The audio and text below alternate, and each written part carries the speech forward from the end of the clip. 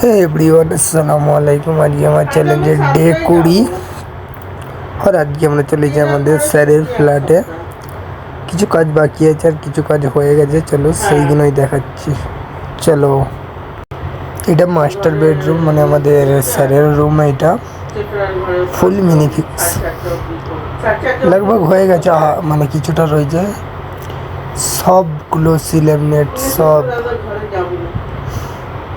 এখানে open hanging দিয়েছে।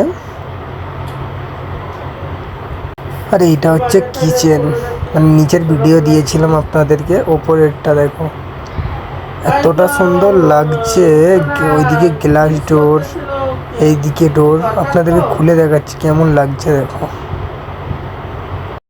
কেমন লাগছে তোমরা কমেন্টে বলবে।